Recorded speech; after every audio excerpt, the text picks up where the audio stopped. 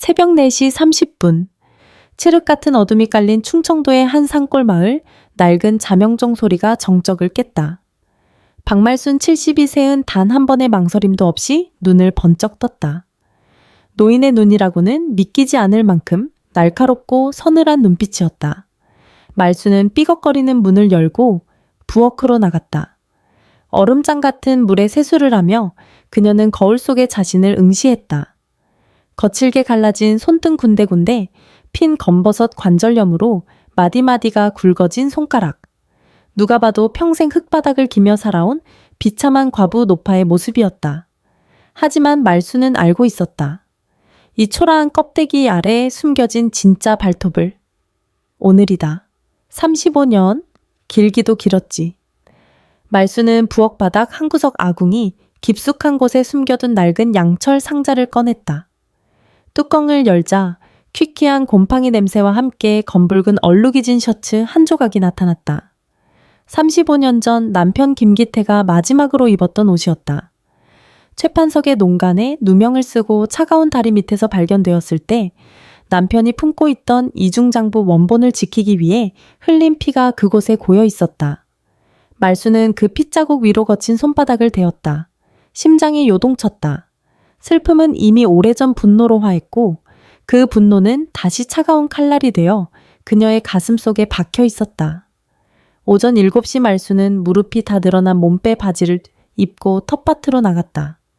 겉으로는 평범한 일과였다. 한참 고추밭 고랑을 메고 있을 때 이웃집 이천대기 울타리 너머로 고개를 내밀었다. 아이고, 말순이 할매, 오늘 그 사돈 칠순 잔치 간다더니 아직도 바치를 하고 있어. 이천댁은 자랑하듯 어깨에 맨 가죽 가방을 흔들어 보였다. 이거 봐, 우리 딸년이 이번에 사준 건데 이태리제라나 뭐라나? 이게 무려 300만 원이나 한다네. 할매는 이런 거 구경도 못 해봤지. 말수는 호미질을 멈추고 일부러 허리를 구부정하게 굽히며 부러운 척 눈을 동그랗게 떴다. 허이고, 세상에 가방 하나에 300만 원 그 돈이면 고추가 몇 가만이요? 이천댁은 참 팔자도 좋네. 나는 그런 거 무거워서 들지도 못해. 말순의 비굴할 정도로 순박한 미소의 이천댁은 우월감에 젖어 혀를 찼다. 쯧쯧 불쌍하기도 하지. 남편 잡아먹고 아들 하나 처가살이 보내놓고 할매도 참 모질어. 이번 잔치 가서 사돈댁한테 용돈이나 좀 두둑이 받아와. 그 집은 재벌이라며. 이천댁이 멀어지자 말순의 입가에서 미소가 서서히 사라졌다. 300만 원 말던 말순이 명동 사채시장에서 하루에 굴리는 이자만 해도 그 수십 배였다. 그녀는 명동 호랑이라 불리며 기업들의 명주를 쥐고 흔드는 현금 부자였다. 하지만 이 시골 마을에서 그녀는 그저 동정받는 늙은 과부여야 했다. 그래야 최판석의 눈을 피할 수 있었으니까. 오전 9시 몸빼 바지 속 깊숙이 숨겨진 최고급 보안 스마트폰이 진동했다. 말수는 주위를 살핀 뒤 전화를 받았다. 예, 회장님. 강철수 변호사입니다.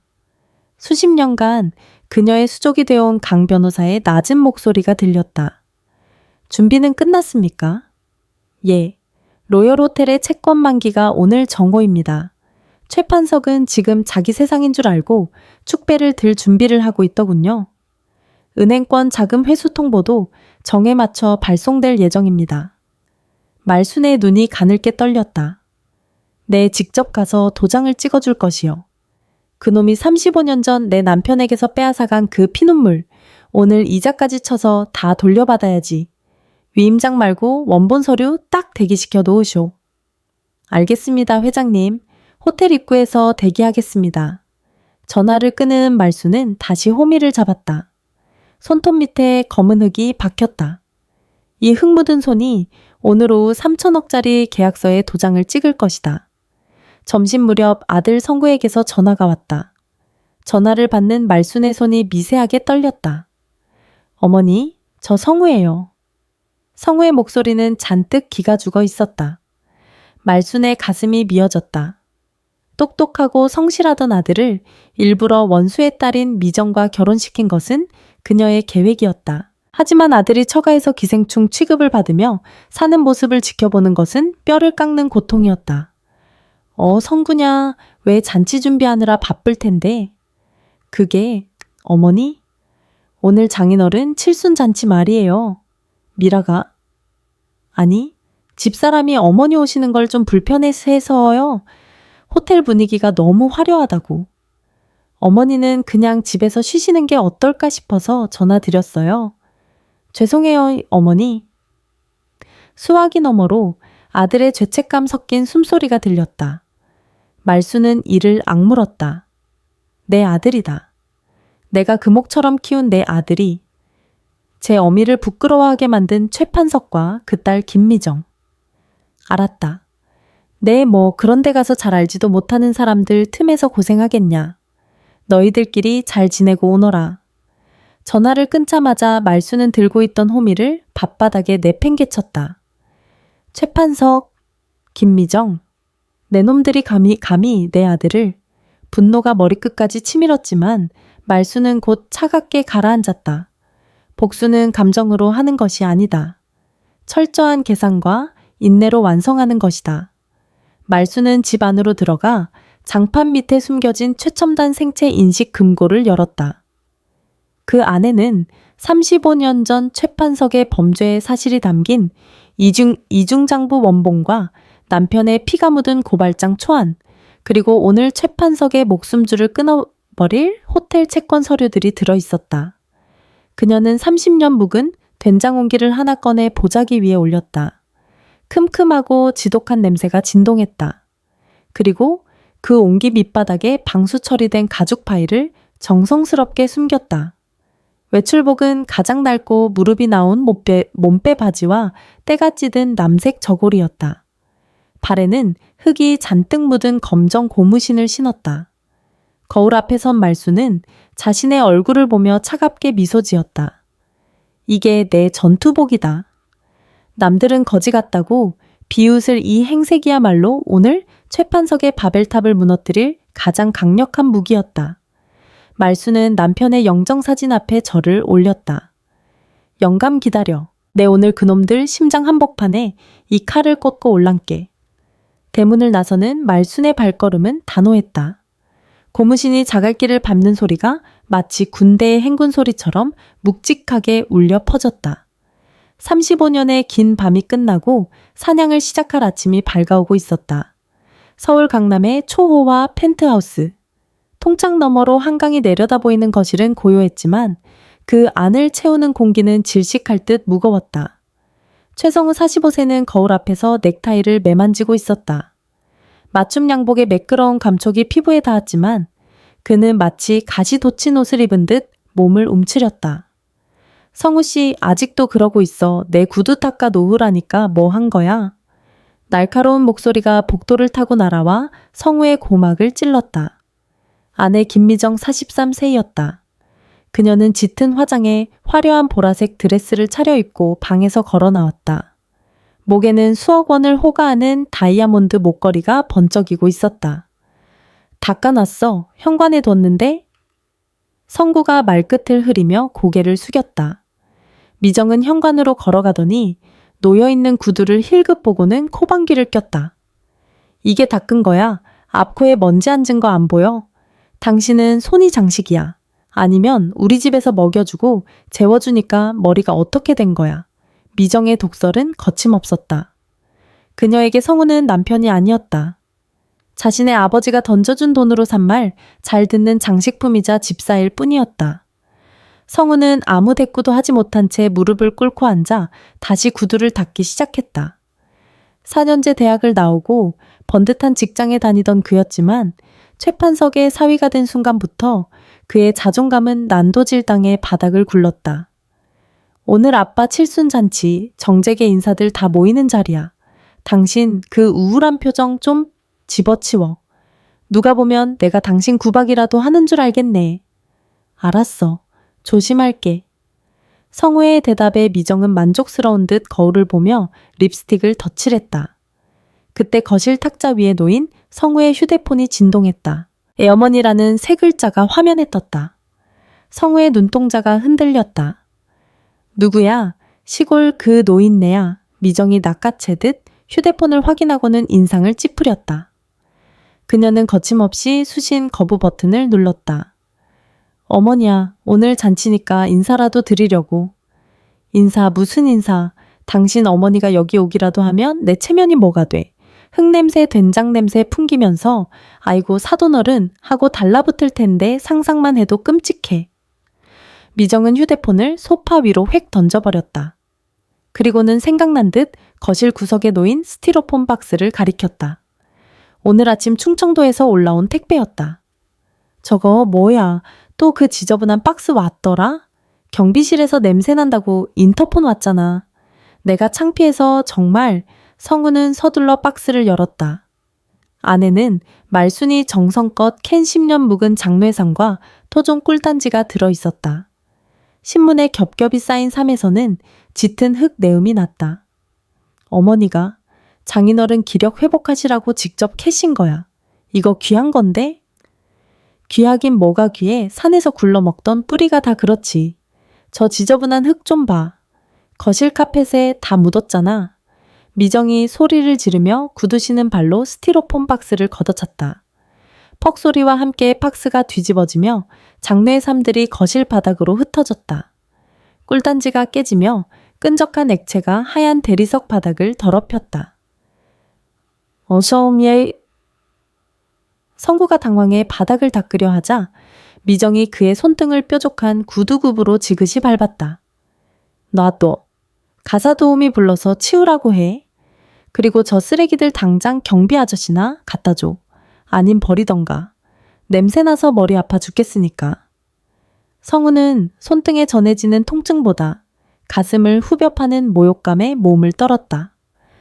자신의 어머니가 산속을 헤매며 아들의 안녕을 빌며 캤을 그 정성이 이곳에서는 그저 치워야 할 쓰레기에 불과했다. 미정아, 그래도 이건 어머니 마음이잖아. 마음돈도 없고 배경도 없는 노인네 마음이 무슨 가치가 있어. 당신이나 저 노인네나 우리 집 아니었으면 지금쯤 어디 길바닥에서 폐지나 죽고 있었을 거야. 감사한 줄 알고 입 닥치고 있어. 미정은 냉소하며 방으로 들어갔다. 홀로 남겨진 성우는 바닥에 흩어진 장로의 삶을 하나하나 주워 담았다. 꿀범벅이 된 삶을 닦아내는 그의 눈에서 눈물이 한 방울 툭 떨어졌다. 그는 화장실로 들어가 세수를 하고 감정을 추슬렀다. 그리고 거울 속에 비친 자신의 비겁한 얼굴을 노려보았다. 어머니에게 오지 말라고 전화했던 조금 전의 자신이 세상에서 가장 역겨웠다. 미안해요, 어머니. 내가 못나서. 내가 힘이 없어서. 성우는 떨리는 손으로 말순에게 전화를 걸었다. 제1장에서 묘사된 그 통화였다. 어머니의 목소리는 평소처럼 덤덤했다. 괜찮다며 너희들끼리 잘 놀다 오라며 자신을 다독이는 그 목소리가 성우의 심장을 칼로 베는 듯했다. 전화를 끊고 밖으로 나오자 미정이 기다리고 있었다. 전화했어? 오지 말라고 확실히 했지. 응, 했어. 잘했어. 괜히 나타나서 분위기 망치면 당신 이번 달 생활비 없어. 알지? 미정은 성우의 뺨을 가볍게 툭툭 치며 비릿한 미소를 지었다. 그것은 아내의 손길이 아니라 주인이 개를 길들일 때의 손짓이었다. 두 사람은 주차장으로 내려가 롤스로이스 뒷좌석에 올라탔다. 운전기사가 정중히 문을 닫았다. 성구는 창밖으로 빠르게 지나가는 서울의 풍경을 보며 주먹을 꽉 쥐었다.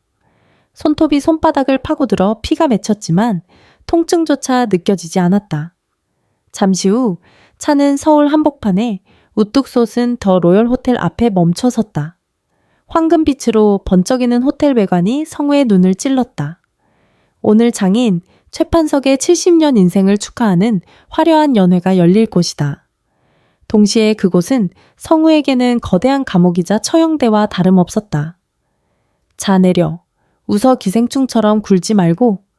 미정이 차가운 명령을 내리며 먼저 차에서 내렸다. 성우는 깊은 숨을 내뱉으며 그녀의 뒤를 따랐다. 호텔 입구에는 이미 수많은 기자가 장사진을 치고 있었다. 화려한 카메라 플래시가 터질 때마다 성우는 자신의 치부가 낱낱이 파헤쳐지는 것 같은 수치심을 느꼈다. 그는 몰랐다. 오늘 이 화려한 연회장에 자신이 그토록 부끄러워하며 오지 말라고 했던 어머니가 가장 비참한 모습으로 그러나 가장 강력한 무기를 품고 나타날 것이라는 사실을. 그리고 오늘이 바로 35년 동안 이어져 온 지옥 같은 기생의 삶이 끝나는 날이라는 것을 그는 꿈에도 상상하지 못했다.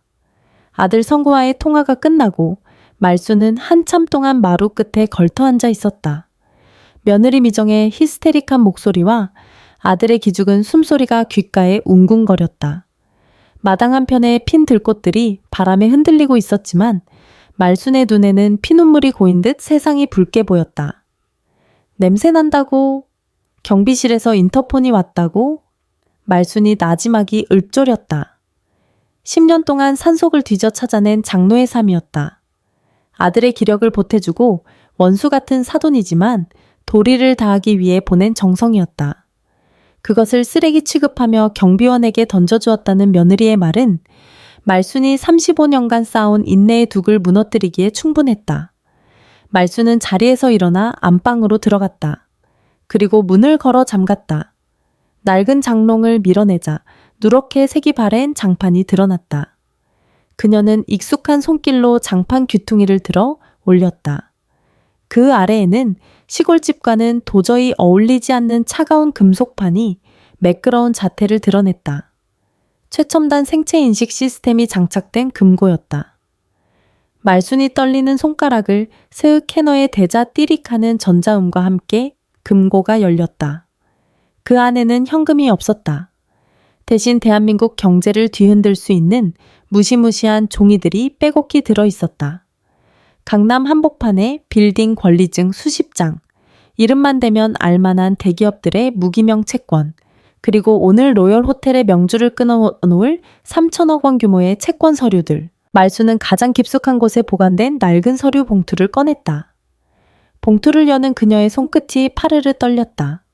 안에는 35년 전 최판석이 직접 작성했던 이중장부의 원본 조각들과 남편 김기태가 죽어가며 남긴 피 묻은 고발장 초안이 들어있었다. 영감, 이제야 이놈들을 세상 밖으로 꺼내네. 말순의 눈빛이 변했다. 조금 전까지 아들의 목소리에 가슴 아파하던 촌노의 눈이 아니었다. 명동 사채시장의 전설 수조원에 현금을 움직이며 재벌 회장들도 무릎 꿇게 했던 명동 호랑이의 눈이었다. 한 번 문 사냥감은 절대로 놓지 않고 뼈까지 씹어먹는 잔혹한 포식자의 안광이었다. 그녀는 책상 위에 서류들을 펼쳐놓고 마지막 점검을 시작했다.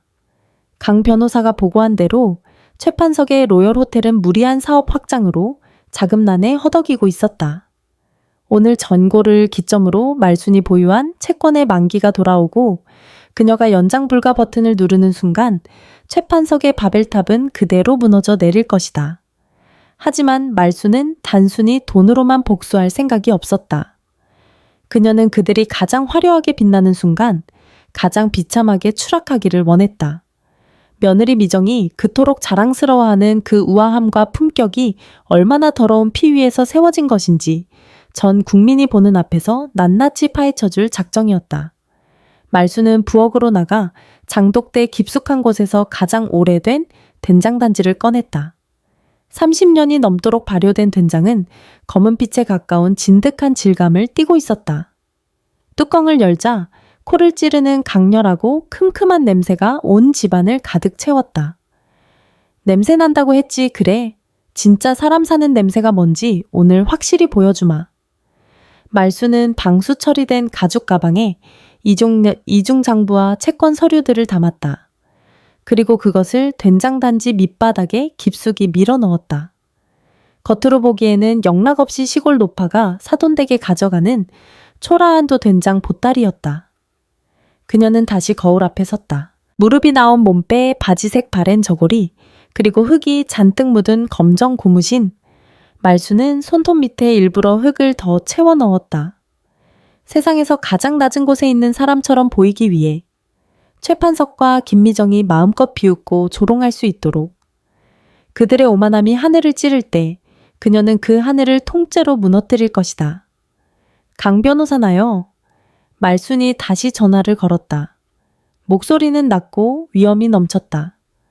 지금 출발하네. 로비의 기자들 대기시키게.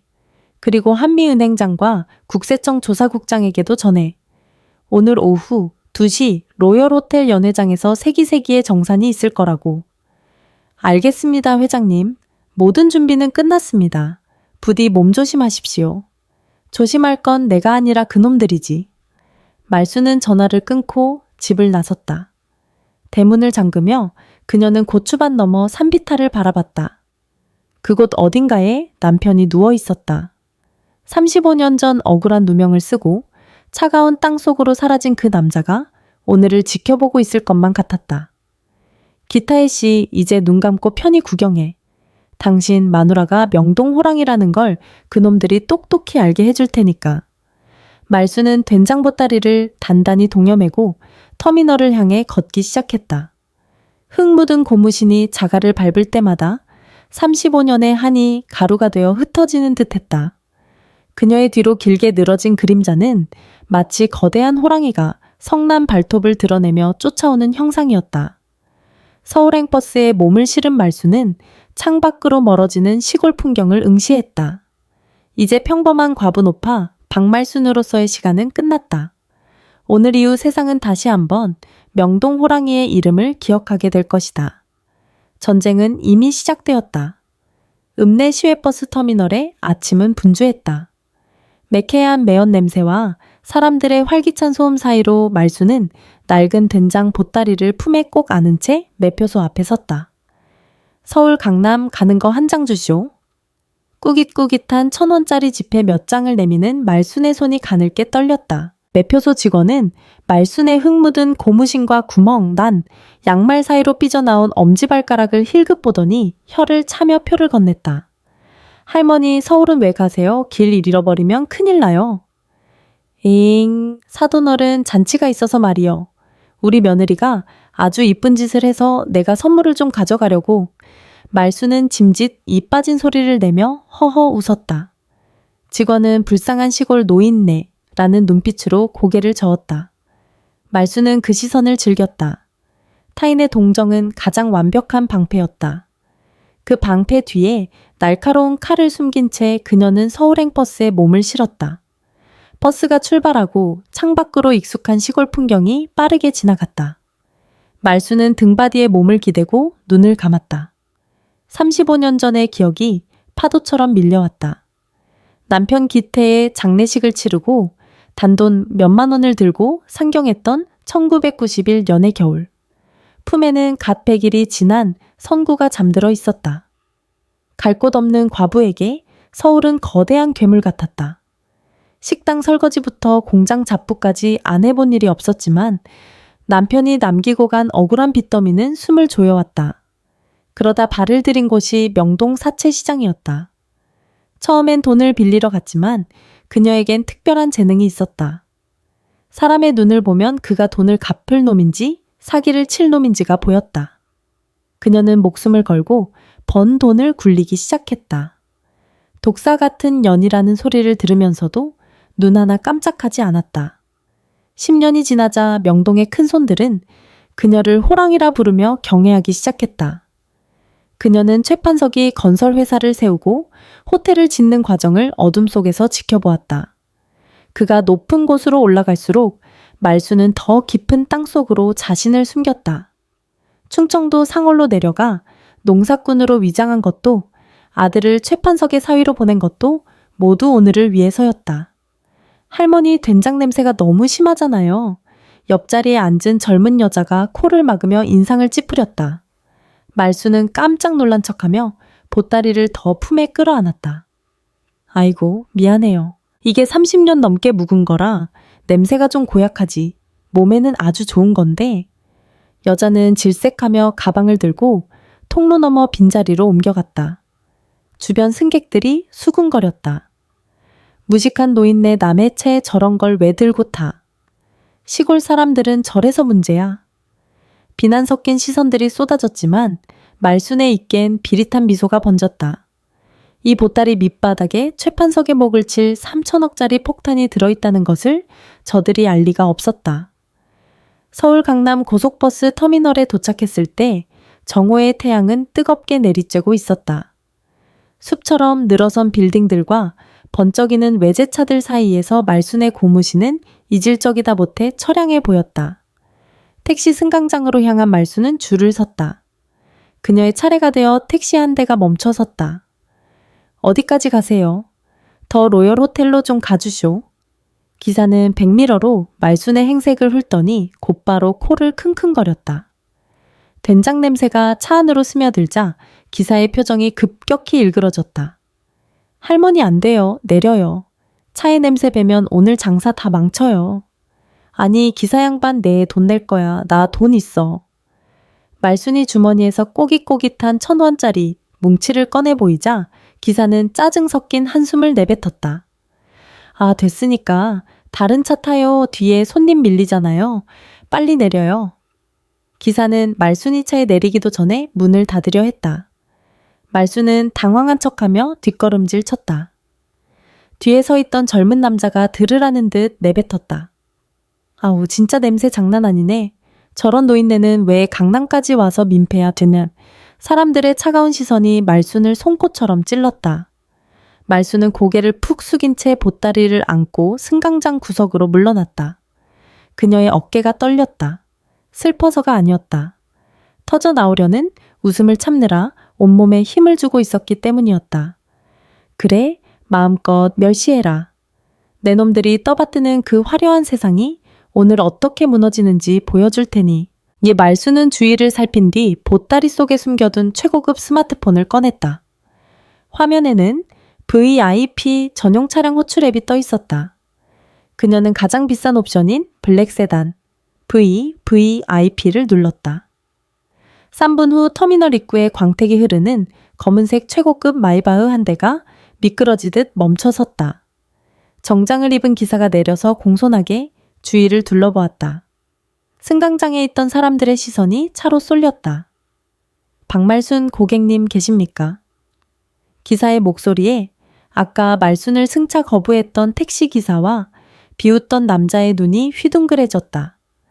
말순은 천천히 고개를 들고 차를 향해 걸어갔다.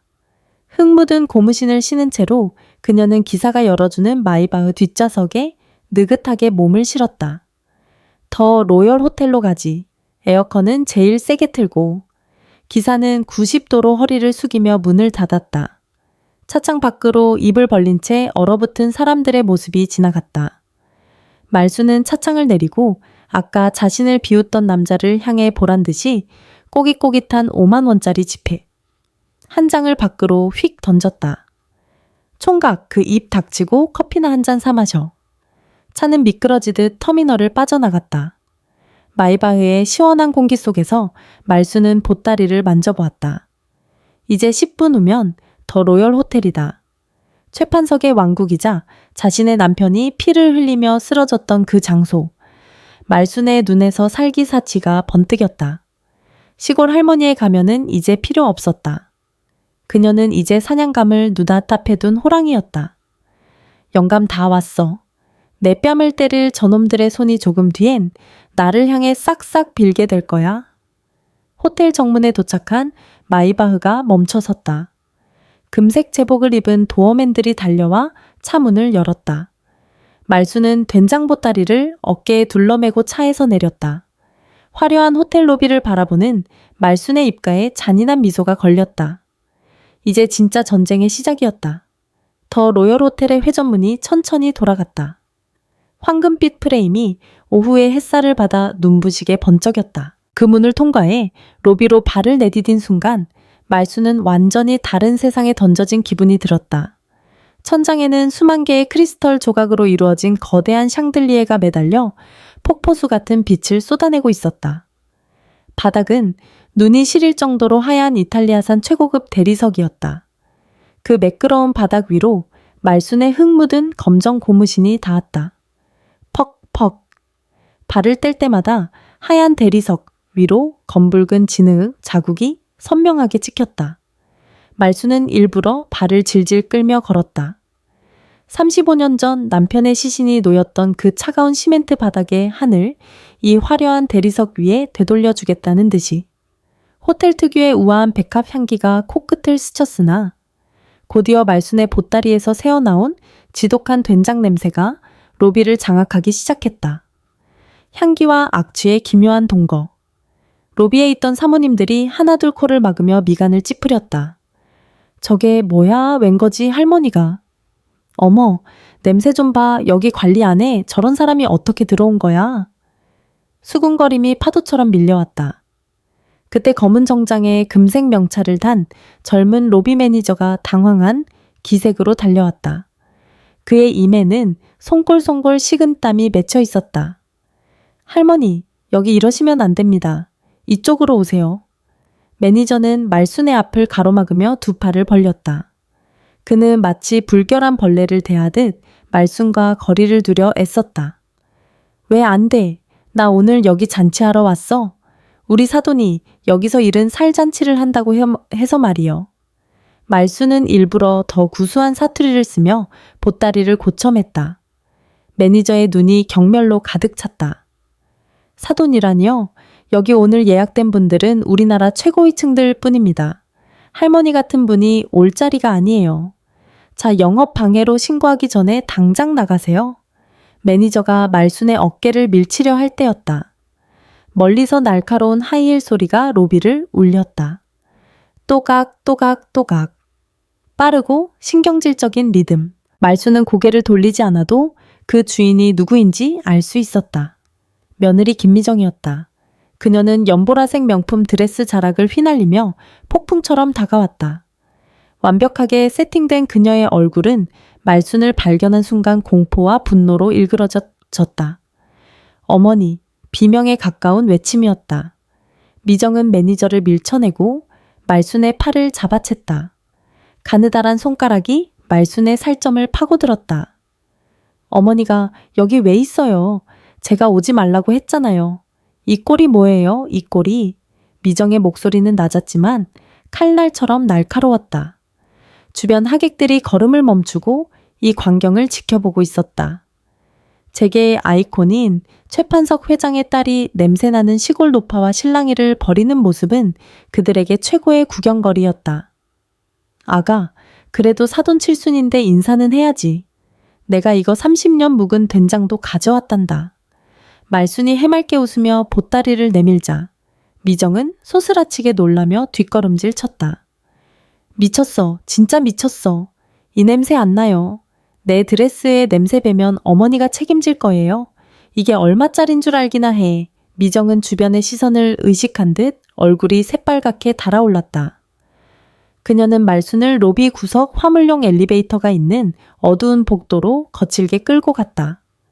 사람들의 눈이 닿지 않는 곳에 도착하자마자 미정은 잡고 있던 말순의 팔을 획 뿌리쳤다.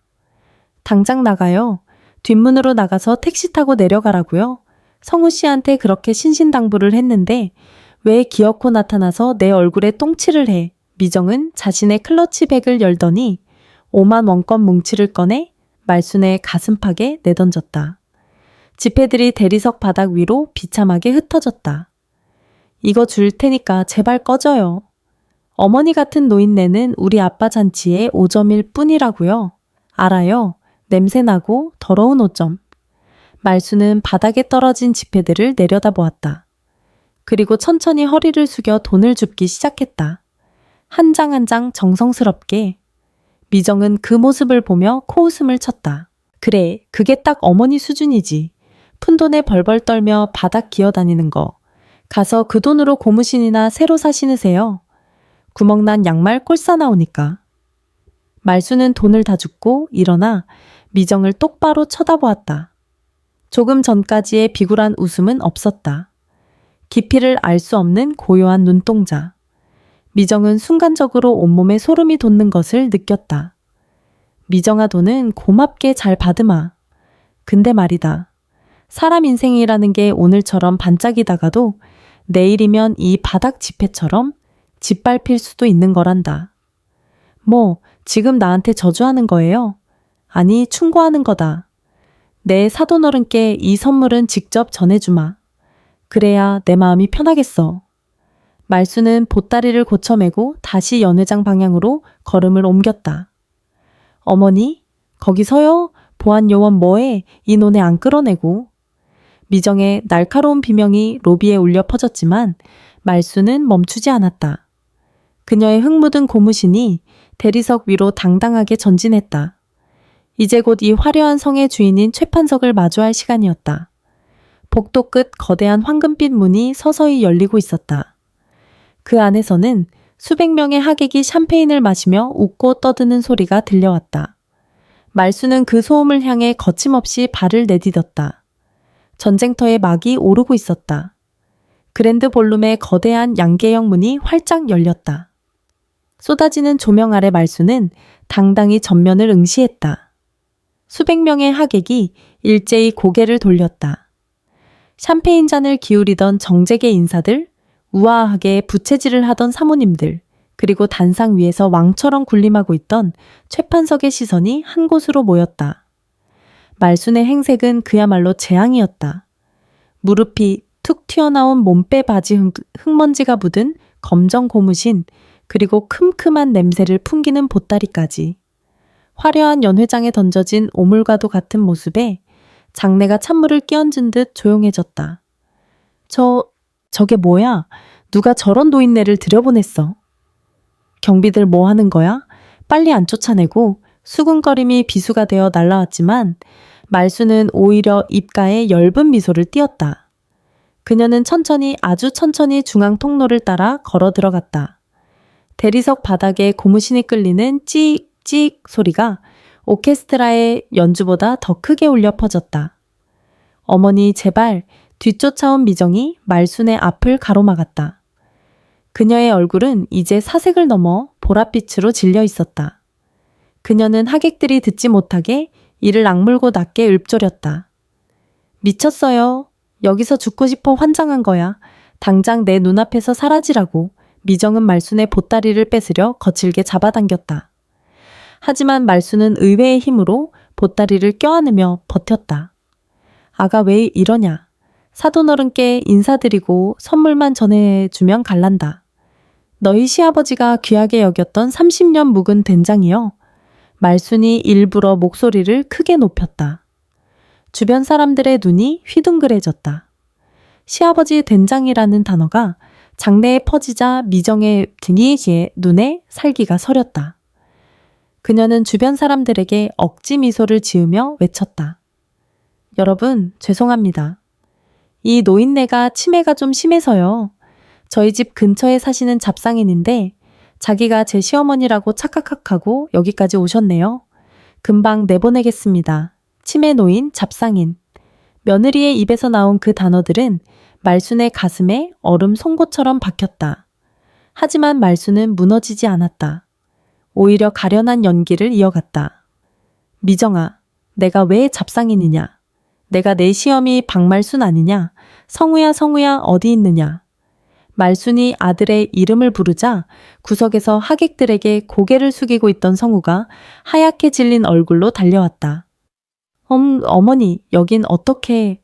성우의 목소리가 떨렸다. 그는 자신의 눈앞에 펼쳐진 광경이 믿기지 않는 듯했다. 자신의 아내가 어머니를 멸시하며 몰아세우는 모습, 그리고 수백 명의 비웃음 속에 서 있는 초라한 어머니의 모습.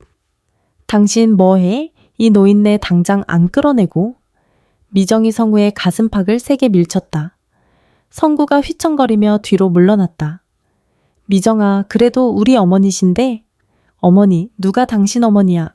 저런 냄새나는 노파가 우리 집안이랑 무슨 상관인데? 당신 오늘 아빠 잔치 망치면 우리 이혼이야. 당장 저 미친 할망구 끌어내라고. 미정은 이성을 잃고 소리를 질렀다. 그녀는 이제 주변의 시선조차 의식하지 못하는 듯했다. 그녀의 우아한 가면이 조각조각 부서지며 그 안에 숨겨진 악마 같은 본성이 드러나고 있었다. 미정은 말순이 들고 있던 보따리를 낚아채 바닥으로 팽개쳤다. 퍽 둔탁한 소리와 함께 보따리가 대리석 바닥에 나동그라졌다. 안에 들어있던 된장단지가 흔들리며 큼큼한 냄새가 더욱 진동했다. 미정은 그것도 모자라 자신의 뾰족한 하이힐 굽으로 보따리를 짓밟았다. 이딴 쓰레기 우리 아빠 호텔에 들고 오지마 더럽다고. 말수는 짓밟히는 보따리를 보며 눈물 짓는 척 고개를 떨구었다. 하지만 그녀의 시선은 보따리 안쪽 된장 단지 밑바닥에 숨겨진 검은 가죽 파일을 향하고 있었다.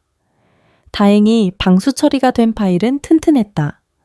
폭탄은 아직 안전했다. 성우 씨 뭐해 경비 불러 미정이 다시 성우의 뺨을 때릴 듯 손을 치켜들었을 때였다. 단상 위에 있던 최판석이 천천히 마이크를 잡았다. 거 시끄럽구먼. 무슨 일이야? 최판석의 굵직한 목소리가 스피커를 타고 연 회장을 압도했다. 그는 안경을 고쳤으며 말순을 내려다보았다. 35년 만에 마주하는 원수의 눈빛. 그는 아직 말순을 알아보지 못한 듯했다. 그저 자신의 잔치를 방해하는 불쾌한 침입자로만 여기는 모양이었다. 아빠 죄송해요. 금방 치울게요. 정신 나간 노인네가 길을 잘못 들어서. 미정이 비굴하게 허리를 숙였다. 하지만 말순은 최판석을 똑바로 응시하며 한 걸음 더 앞으로 나갔다. 최판석 회장님, 오랜만이요. 나 박말순이요. 35년 전 당신 회사 경리 부장이었던 김기태 처 말이오. 말순의 외침에 최판석의 얼굴이 순간적으로 경직되었다. 김기태라는 이름이 나오자 그의 눈동자가 심하게 흔들렸다. 잊고 싶었던, 아니 완벽하게 지워버렸다고 믿었던 과거의 망령이 3천억짜리 연회장 한복판에 나타난 것이다. 당신이 여길 어떻게... 최판석의 목소리가 미세하게 떨렸다. 장내는 다시 한번 깊은 정적 속으로 빠져들었다. 며느리 미정은 상황이 이상하게 돌아가는 것을 감지하고 말순의 앞을 막아서며 손을 지켜들었다. 이게 어디서 우리 아빠 이름을 함부로 불러. 이 미친 할망구가 진짜. 미정의 손바닥이 허공을 갈랐다. 짝 고요한 연회장에 날카로운 타격음이 울려 퍼졌다. 말순의 고개가 옆으로 꺾였다. 하객들 사이에서 비명이 터져 나왔다. 미정은 자신의 손을 부들부들 떨며 도끼 어린 눈으로 말순을 노려보았다. 하지만 말순은 쓰러지지 않았다. 그녀는 천천히 고개를 돌려 미정을 바라보았다. 뺨이 붉게 부풀어 오르고 입가에 핏방울이 맺혔지만 그녀의 눈은 번뜩이는 호랑이의 그것과 같았다. 쳤느냐? 방금 네가 친 게 무엇인지 이제 곧 알게 될 것이다. 말순의 낮은 목소리가 연회장에 깔렸다. 그것은 복수의 시작을 알리는 신호탄이었다. 연회장 안의 모든 소음이 단칼에 베어나간 듯 사라졌다. 300여 명 하객의 시선이 한 곳에 꽂혔다. 연보라색 명품 드레스를 입은 미정의 손이 허공에서 가늘게 떨리고 있었고 그 앞에는 고개가 꺾인 채 멈춰선 말순이 있었다. 치직치지직 단상 위 마이크가 켜져 있었다는 사실을 아무도 눈치채지 못했다. 방금 터진 날카로운 타격음은 고성능 스피커를 타고 연회장 구석구석 천장의 크리스털 샹들리에까지 진동시켰다. 300명의 관객이 목격한 것은 단순한 고부 갈등이 아니었다. 그것은 상류층의 민낯이 잔인하게 벗겨지는 현장이었다. 엄마 성우의 비명 같은 외침이 정적을 깨뜨렸다. 그는 제정신이 아닌 듯 달려와 말순을 부축했다. 말순의 입가에서 붉은 핏방울이 대리석 바닥으로 툭 떨어졌다. 하얀 바닥 위로 번지는 붉은 혈흔. 성우의 눈이 뒤집혔다. 당신? 지금 미쳤어, 우리 엄마한테. 지금 무슨 짓을 한 거야? 성구가 미정을 향해 고함을 질렀다. 평생 처가에서 숨소리 한번 크게 내지 못했던 기생충 사위의 박력이었다. 하지만 미정은 눈 하나 깜짝하지 않았다. 오히려 자신의 손바닥이 더러워졌다는 듯 드레스 자락에 손을 문지르며 차갑게 대꾸했다. 그래, 내가 쳤다. 왜 이 노인네가 감히 우리 아빠 잔치에 오물을 들고 와서 깽판을 치잖아. 당신도 똑같아. 내가 분명히 오지 말라고 했지. 내 말이 우스워. 당신이랑 이 노인네 오늘부로 우리 집에서 아웃이야. 미정의 목소리는 마이크를 타고 연회장 전체에 울려 퍼졌다. 정재계 인사들은 경악한 표정으로 서로를 쳐다봤다. 아무리 시골 노인이라 해도 며느리가 시어머니의 뺨을 때리고 폭언을 퍼붓는 광경은 상상을 초월하는 폐륜이었다. 말순은 성우의 부축을 받으며 천천히 고개를 들었다. 그녀의 뺨은 무섭게 부풀어 오르고 있었지만 눈빛만은 얼음물처럼 차갑고 투명했다. 그녀는 떨리는 손으로 바닥에 나뒹구는 된장 보따리를 집어들었다. 최 회장, 당신 딸 교육 하나는 기막히게 시켰구먼. 말순이 단상 위에 최 판석을 쳐다보며 나지막이 말했다. 판석은 마른 침을 삼켰다. 35년 전 자신이 짓밟았던 김기태의 아내가 저런 눈을 하고 살아있을 줄은 꿈에도 몰랐다. 그는 사태를 수습하려 비서실장에게 눈짓했다. 보안 요원들 뭐해, 저 노인네 당장 끌어내. 아, 그리고 저 마이크 좀 꺼 하지만 말수는 이미 한 발 먼저 움직였다. 그녀는 깨진 된장 단지 조각들 사이에서 큼큼한 냄새가 밴 검은 가죽 파일을 꺼내 들었다. 미정이 그것을 뺏으려 달려들었지만 말수는 단호하게 그녀의 손을 쳐냈다. 70이 새 노인이라고는 믿기지 않는 힘이었다. 손대지 마라. 이 안에 내 아비 목숨줄이 들어있으니 말순이 파일을 열고 서류 한 장을 꺼내 높이 쳐들었다. 35년 전 최 판석이 직접 서명한 이중 장부의 복사본이었다. 기자들의 카메라 플래시가 미친 듯이 터지기 시작했다. 이게 뭔지 아나 최 판석, 당신이 내 남편 김기태에게 누명을 씌우고 죽음으로 몰아넣을 때 썼던 그 더러운 증거다. 당신이 지웠다고 믿었던 그 진실이 35년 동안 이 된장 단지 밑바닥에서 발효되고 있었단 말이다. 장내가 술렁이기 시작했다. 기자들이 단상 근처로 구름처럼 몰려들었다. 최 판석의 얼굴은 이제 흑빛을 넘어 보랏빛으로 변해갔다. 닥쳐? 저 노인네가 미쳤어. 저거 다 가짜야 조작된 거라고 판석이 단상에서 내려오려다 발을 헛디뎌 휘청거렸다. 미정은 상황이 최악으로 치닫자 다시 말순에게 달려들었다. 그녀는 말순의 머리채를 잡으려 손을 뻗으며 비명을 질렀다. 이 미친 할망구가 진짜 죽고 싶나 본데 경비 뭐해 죽여버려 그때였다. 연 회장의 거대한 황금빛 문이 다시 한번 쾅 소리를 내며 열렸다. 검은 양복을 입은 건장한 남자 수십 명이 대열을 맞춰 들어왔다. 그들의 위압감에 하객들이 홍해가 갈라지듯 길을 터주었다. 맨 앞에는 은발을 단정하게 빗어넘긴 강철수 변호사와 안경 너머로 서늘한 눈빛을 빛내는 한미은행장이 서 있었다. 강 변호사는 말순에게 다가가 정중하게 허리를 숙였다. 회장님 늦어서 죄송합니다. 명하신 대로 모든 준비를 마쳤습니다. 회장님이라는 단어가 스피커를 타고 장내에 메아리 쳤다. 미정의 손이 공중에서 멈췄다. 최 판석의 무릎이 꺾이며 단상 바닥에 주저앉았다. 말수는 입가에 묻은 피를 손등으로 슥 닦아내며 자신을 때린 미정을 향해 서늘한 미소를 지었다. 미정아, 아까 내가 말했지? 방금 네가 친 건 내 뺨이 아니라고. 말순이 강 변호사가 건네준 하얀 실크 손수건으로 얼굴을 닦아냈다. 그녀의 등 뒤로 수십 명의 조력자가 도열했다. 이제 연 회장은 더 이상 최 판석의 환갑잔치가 아니었다. 그것은 명동 호랑이가 35년 만에 벌이는 잔혹한 심판의 장이었다. 지금 네가 친 건 네 아비의 왕국이자 내년의 화려한 인생이다. 이제 똑똑히 보거라. 내가 너희를 어떻게 지옥으로 보내는지.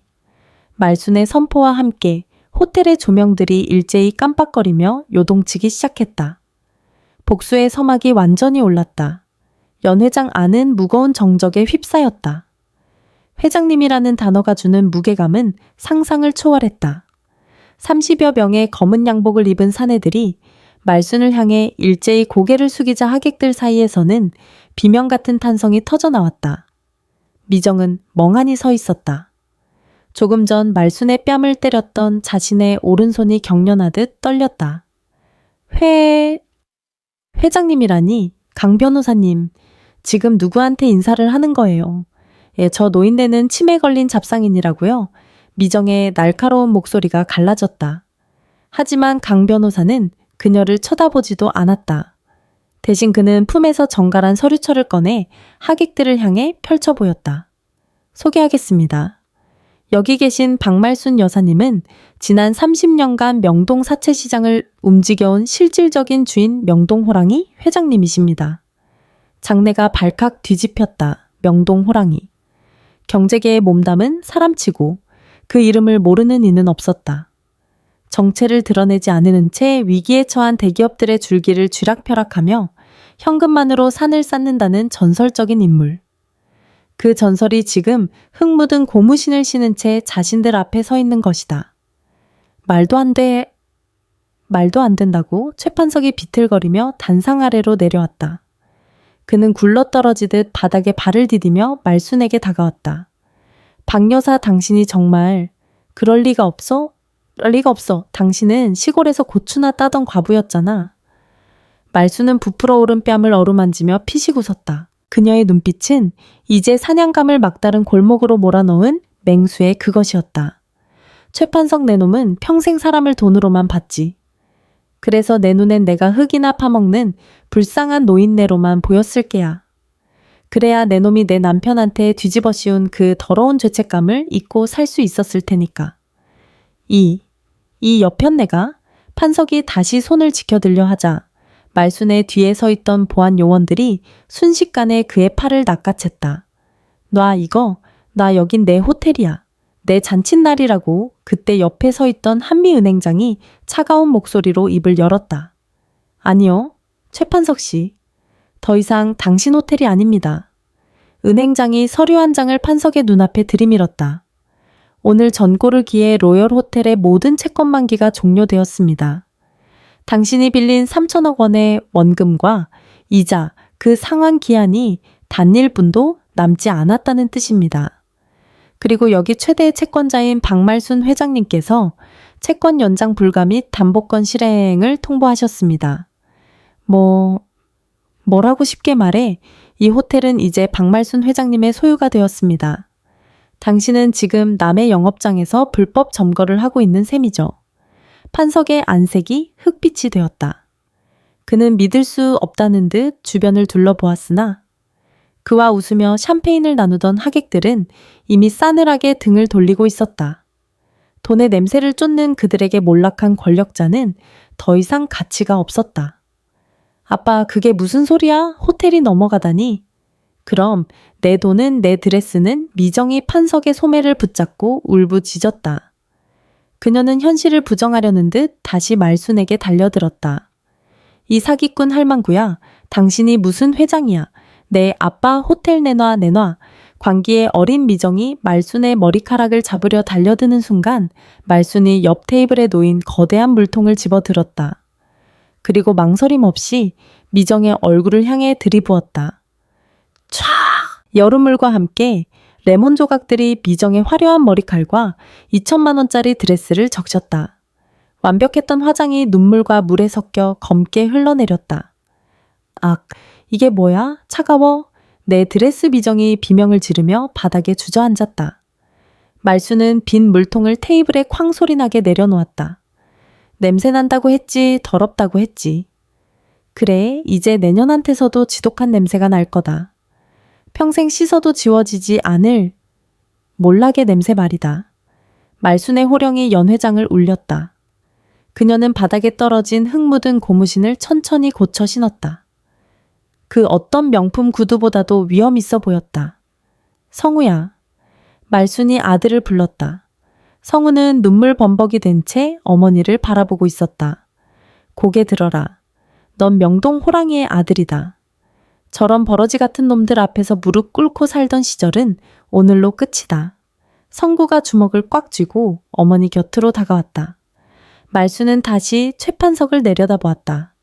최판석, 이제 시작이다. 호텔은 내 남편의 피에 대한 이자일 뿐이야. 원금은 내 놈의 남은 인생으로 갚아야 할 거다.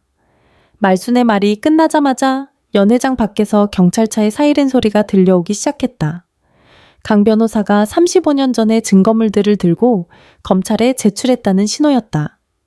최판석은 그 소리를 듣고 심장을 움켜쥐며 쓰러졌다. 미정은 된장범벅이 된 바닥에서 비명을 지르며 발버둥 쳤다.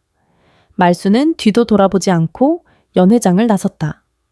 35년 만에 터뜨린 호랑이의 포효에 거짓으로 쌓아 올린 바벨탑이 무너져 내리고 있었다. 연회장은 이제 화려한 축제의 장이 아니라 숨소리조차 조심스러운 거대한 심판대로 변해 있었다. 3천억 원. 그 천문학적인 숫자가 공중에 흩날리자 장내를 가득 채웠던 귀빈들의 욕망은 차갑게 식어버렸다.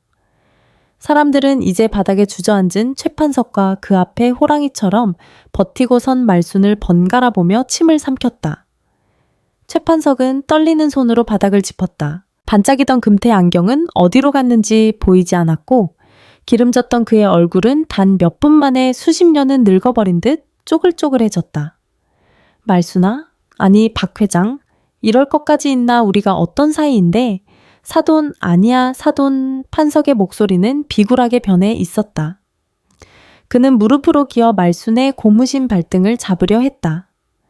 네, 내가 잘못했네. 그때 기타에 잃은 내가 정말 사정이 있었어. 하지만 우리 성우랑 미정이가 잘 살고 있지 않나? 손주들 얼굴을 봐서라도 응. 말순은 판석이 뻗은 손을 흙 묻은 고무신으로 지그시 밟았다. 손주 내놈 입에서 그 소리가 나오느냐? 말순의 목소리는 낮았지만 연회장 전체를 울리는 위험이 있었다. 내 남편 기타의 씨는 성우 100일 잔치도 못 보고 죽었다. 내놈이 뒤집어 씌운 그 더러운 누명 때문에 내 자식은 제 애비 얼굴도 모른 채 범죄자의 자식이라는 소리를 들으며 컸어. 그런데 이제 와서 손주를 찾아 내 놈이 내 남편을 다리 밑으로 밀어 넣을 때 그 어린 성우의 눈물은 생각 안 했더냐. 말순의 발에 힘이 실리자 판석이 비명을 질렀다. 아, 박 회장 살려주게. 내가 호텔 지분 다 넘겨줄게. 아니, 내 재산 다 줄 테니까 제발 이 서류들만은. 판석은 강 변호사가 들고 있는 이중장부 원본을 향해 필사적으로 손을 뻗었다. 35년 전의 죄악이 담긴 그 종이 뭉치가 자신의 목을 옥죄는 단두대의 칼날이라는 것을 그는 너무나 잘 알고 있었다. 그때 물에 젖은 생쥐꼴이 된 미정이 비틀거리며 일어났다. 그녀는 된장과 물로 범벅이 된 드레스 자락을 움켜쥐고 선구를 향해 소리쳤다. 성우씨, 당신 미쳤어. 당신 어머니 좀 말려봐. 이거 다 사기잖아. 어떻게 저런 할망구가 회장이야. 당신도 한패야. 우리 아빠 돈 뺏으려고 연기한 거야. 미정은 광기에 어린 눈으로 성우의 멱살을 잡고 흔들었다. 성우는 차가운 눈으로 미정의 손을 뿌리쳤다. 아니, 연기는 당신이 했지. 15년 동안 나를 개처럼 부리면서 우리 어머니를 벌레 취급하면서 당신이 했던 그 우아한 연기 말이야. 성우의 목소리는 칼날 같았다. 그는 자신의 넥타이를 거칠게 풀어 바닥에 던졌다. 3천억 당신은 그 돈의 무게를 몰라. 그건 우리 어머니가 35년 동안 시골밭에서 흙을 파고 명동 바닥을 기며 모은 피눈물이야. 당신이 입고 있는 그 드레스 당신 아빠가 누리고 있는 그 부귀영화가 누구의 피 위에서 세워진 건지 이제 똑똑히 봐. 성우의 일갈에 미정은 넋이 나간 듯 뒤로 물러났다. 그때 국세청 조사국장이 한 걸음 앞으로 나섰다. 그는 차가운 금속 가방에서 관인이 찍힌 서류를 꺼냈다. 최판석 씨, 귀하의 호텔 자금 흐름에서 수천억 대의 비자금 조성 및 해외 재산 은닉 정황이 포착되었습니다. 또한 박말순 회장님이 제보하신 35년 전 조세 포탈 내역에 대한 재조사도 즉각 착수되었습니다. 지금 이 시간부로 로열 호텔 및 최판석 씨 명의의 모든 자산은 동결됩니다. 안 돼! 안 돼! 판석은 단말마의 비명을 지르며 바닥에 엎어졌다. 말순은 품 안에서 누렇게 바랜 종이 한 장을 꺼냈다. 35년 전 남편이 죽기 직전 품고 있었던 그의 핏자국이 선명하게 남은 고발장 초안이었다. 말순은 그 종이를 판석의 머리 위로 천천히 떨어뜨렸다. 3천억. 내 놈에겐 그게 전 재산이겠지만 나에겐 내 남편의 목숨값에도 못 미치는 푼돈이다. 돈으로 흥한 자 돈으로 망하는 법이지. 최판석 내 놈이 가진 그 더러운 돈이 내 놈을 어떻게 옥죄는지 감옥 차가운 바닥에서 평생 정산하며 살거라. 경찰들이 연 회장 안으로 들이닥쳤다. 판석의 양팔에 수갑이 채워졌다. 300명의 하객은 그 광경을 휴대폰에 담기에 바빴다.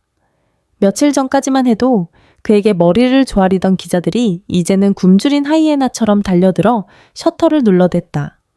미정은 경찰에게 끌려가는 아버지를 보며 비명을 지르다 결국 혼절하여 바닥으로 쓰러졌다. 그녀가 그토록 자랑하던 2천만 원짜리 드레스는 이제 누구도 돌아보지 않는 더러운 걸레짝에 불과했다.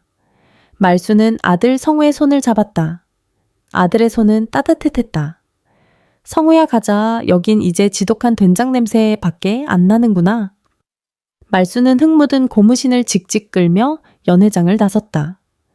뒤에서는 판석의 통곡과 미정의 비명, 그리고 무너지는 바벨탑의 잔해 소리가 들려왔다. 로열 호텔의 거대한 황금문이 닫혔다. 말수는 호텔 로비의 대리석 바닥에 마지막 진흙 발자국을 남겼다. 35년의 정사는 끝났다. 하지만 말순의 눈엔 새로운 폭풍이 예고되고 있었다. 호텔 정문을 나서자 어둠이 깔린 서울 도심에 수많은 경찰차의 붉은 경광등이 번쩍였다. 말수는 하늘을 올려다보았다. 영감, 이제 1교시 끝났어. 이제 진짜 복수를 하러 가야지. 말순의 나지막한 중얼거림과 함께 그녀의 그림자가 밤의 도심 속으로 길게 뻗어나갔다. 더 로열 호텔의 정문 앞은 이미 아수라장이었다. 붉고 푸른 경찰차의 경광등이 밤하늘을 난도질했고 수십 명의 기자가 터뜨리는 카메라 플래시는 마치 무너지는 성벽에서 튀는 파편 같았다. 대한민국 정재계의 자존심이라 불리던 최판석이 수갑을 찬 채 연행되는 모습은 실시간으로 전국에 타전되었다. 말수는 아들 성우의 부축을 받으며 그 아수라장 한복판을 유기 걸어 나왔다.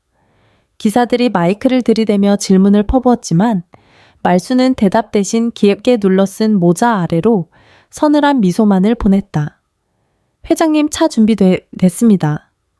강 변호사가 문을 연 곳은 최판석이 그토록 자랑하던 호텔의 최고급 펜트하우스 전용 엘리베이터였다. 이제 그곳의 주인은 바뀌었다. 펜트하우스에 들어서자 혼절했다가 겨우 정신을 차린 미정이 거실 한복판에 널브러져 있었다. 그녀는 화려한 인테리어와 수억 원대의 가구들이 즐비한 거실을 보며 멍한 눈으로 중얼거리고 있었다. 아니야. 이건 겨 꿈이야. 내 집이야. 내 드레스, 내 가방.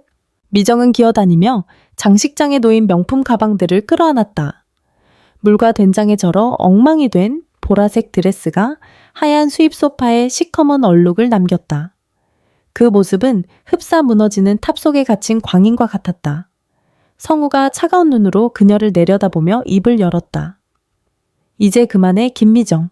이 집도 저 가방들도 당신이 누리던 그 잘난 품격도 전부 우리 어머니 돈으로 산 거야. 당신 아버지가 우리 아버지 목숨값으로 가로챈 그 더러운 돈 말이야. 미정은 성우의 바지가랑이를 붙잡았다. 성우 씨, 내가 잘못했어. 응, 어머니한테 잘 말해줘. 우리 이혼 안 해냈잖아. 나 이 집에서 못 나가. 나 강남 사모님 김미정이야. 여기서 나가면 난 죽어. 미정의 비굴한 애원에 성우는 역겹다는 듯 그녀의 손을 뿌리쳤다. 그때 거실 한 구석에 놓인 쓰레기통이 말순의 눈에 들어왔다. 그 안에는 아침에 성구가 가져왔던 미정이 짓밟아버린 장뇌삼 조각들이 널브러져 있었다. 말순은 천천히 다가가 쓰레기통을 집어들었다. 그리고 미정의 머리 위로 그 쓰레기들을 쏟아부었다. 아, 흙 묻은 삶? 뿌리와 끈적한 꿀 범벅이 미정의 머리카락과 얼굴을 뒤덮었다. 냄새 난다고 했더냐, 더럽다고 버렸더냐.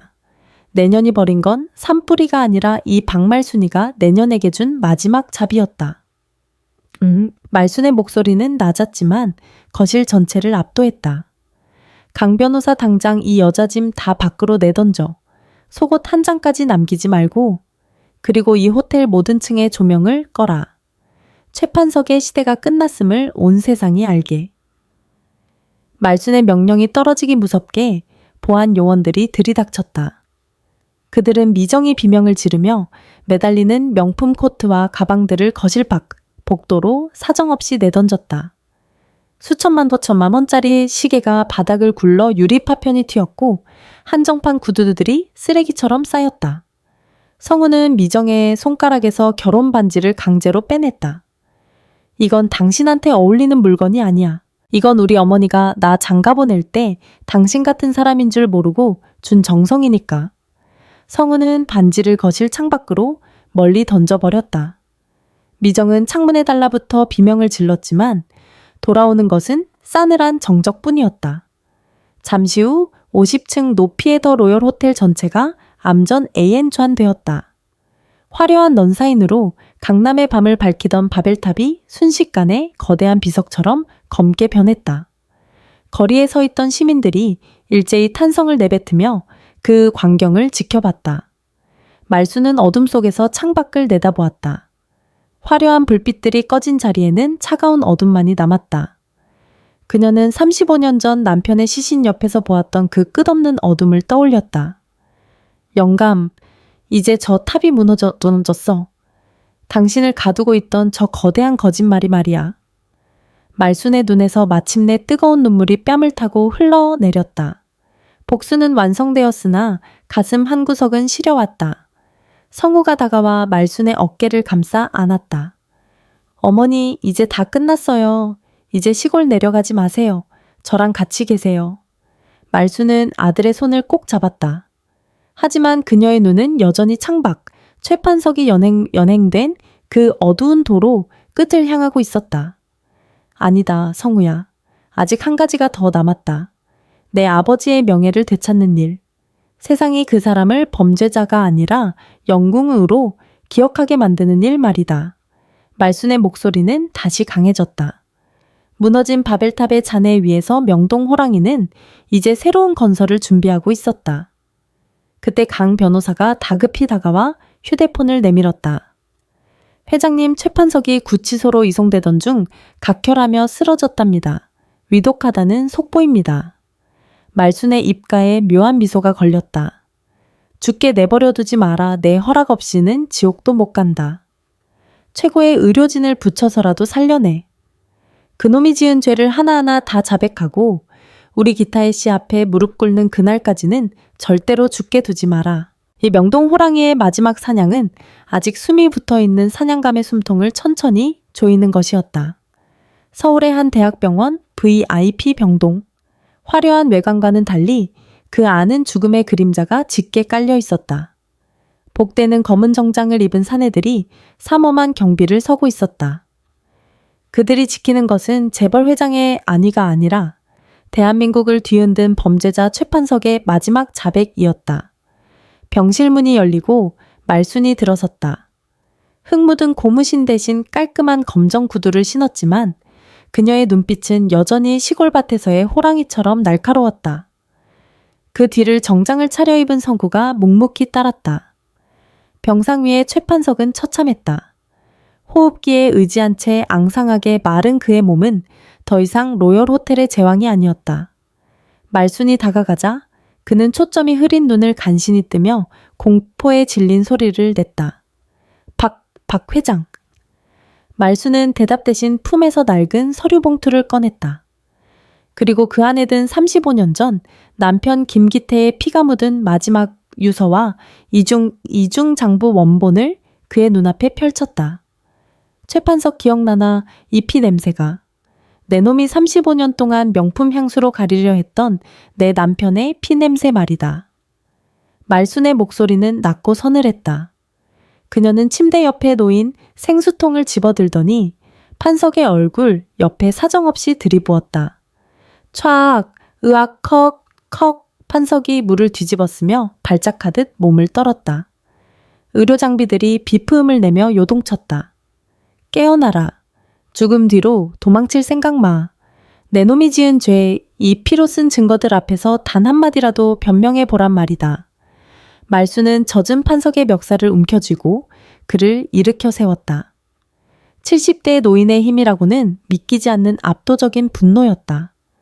내 남편은 죽기 직전까지 이 장부를 품에 안고 있었다. 너 같은 인간에게 누명을 쓰고 자식 얼굴 한 번 못 본 채 죽어가면서도 진실을 지키려 했어. 그런데 너는 네 딸년을 앞세워 내 아들을 기생충 취급하고 나를 거지 취급하며 비웃었지. 미안하네.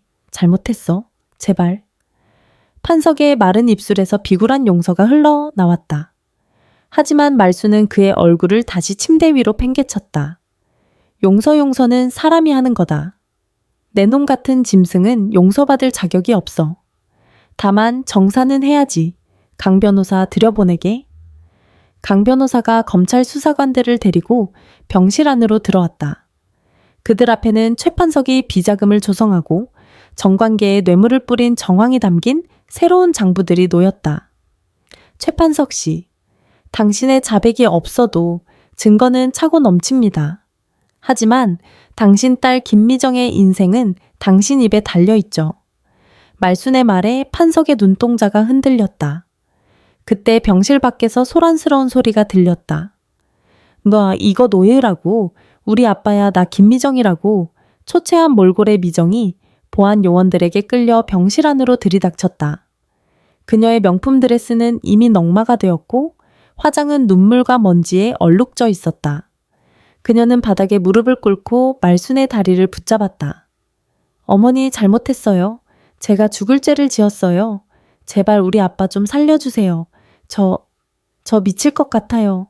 호텔도 뺏기고 집도 뺏기고 저 이제 갈 곳이 없어요.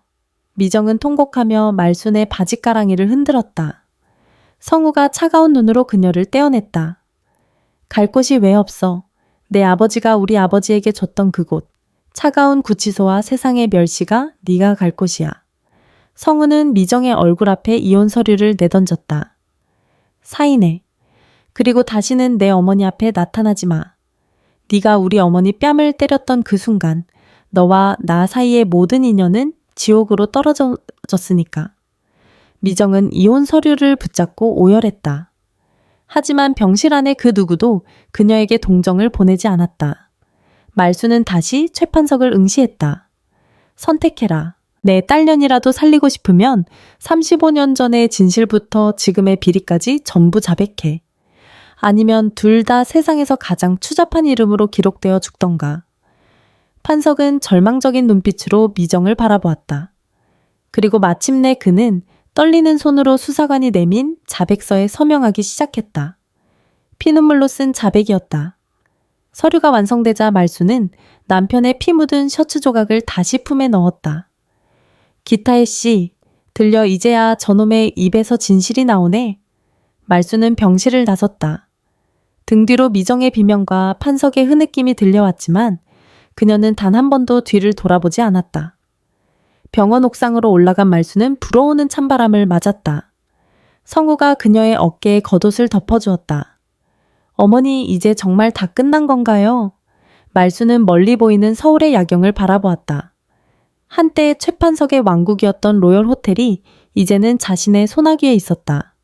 하지만 그녀의 가슴을 채운 것은 승리감이 아니라 오랜 세월 얼어붙었던 한이 녹아내리는 시린 통증이었다.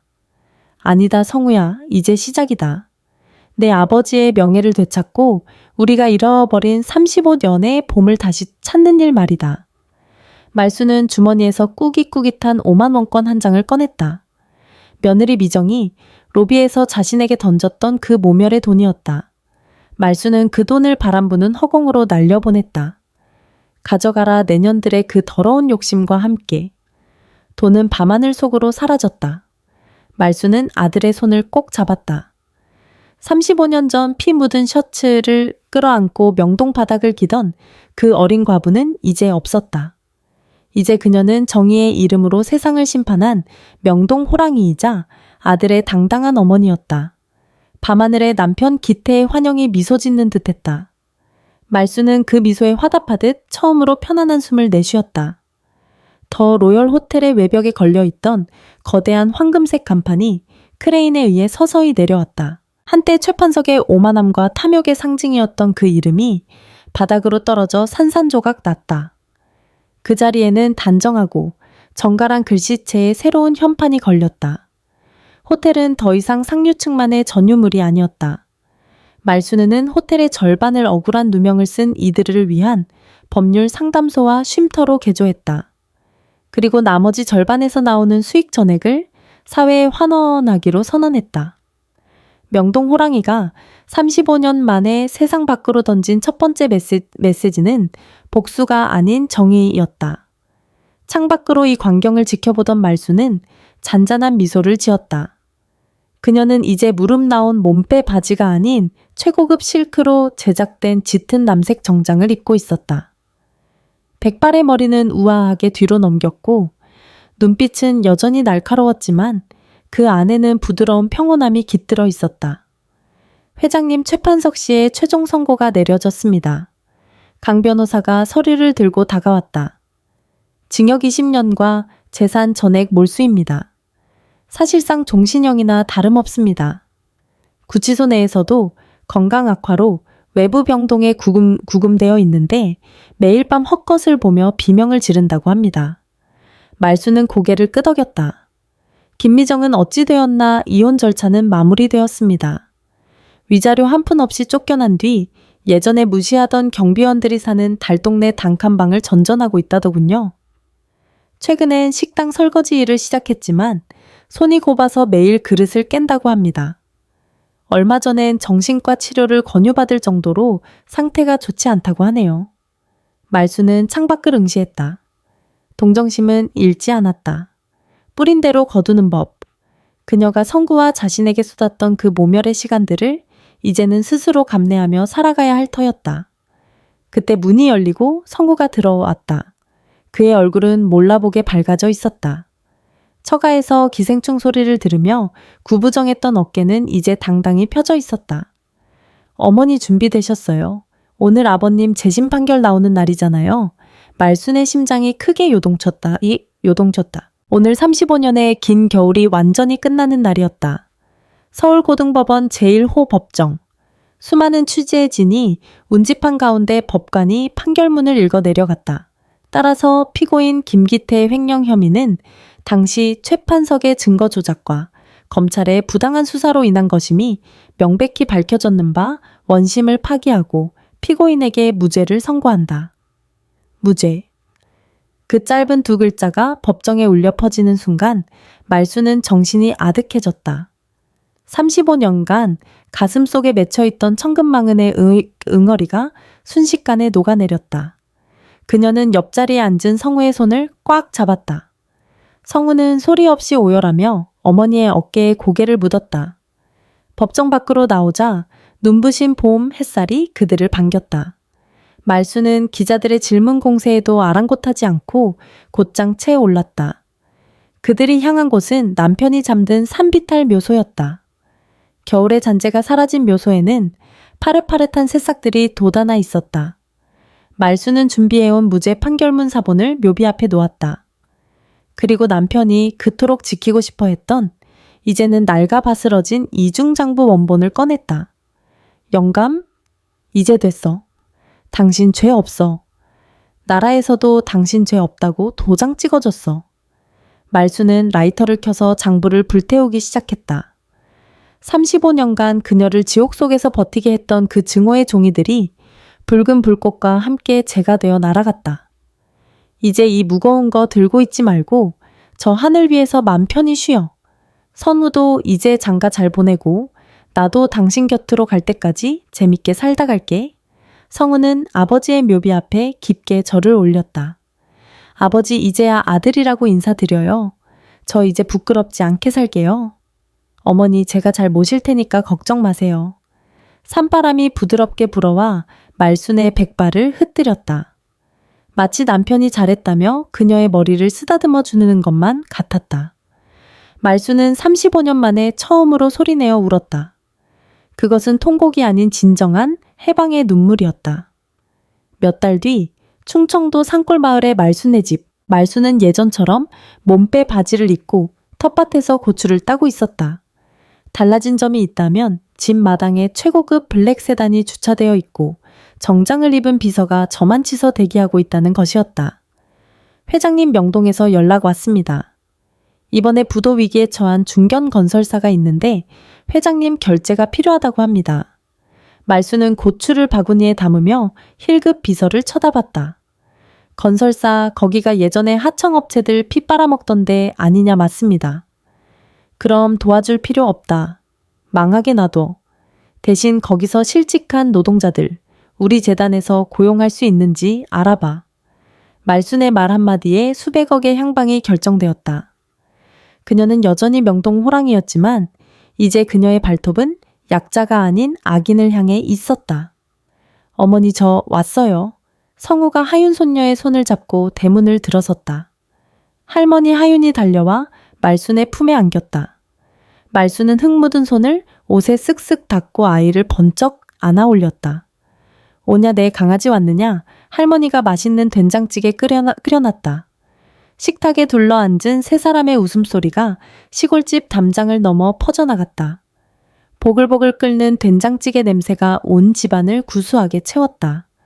미정이 그토록 싫어하던 그 냄새는 이제 이 세상에서 가장 따뜻하고 행복한 사람의 냄새가 되어 있었다.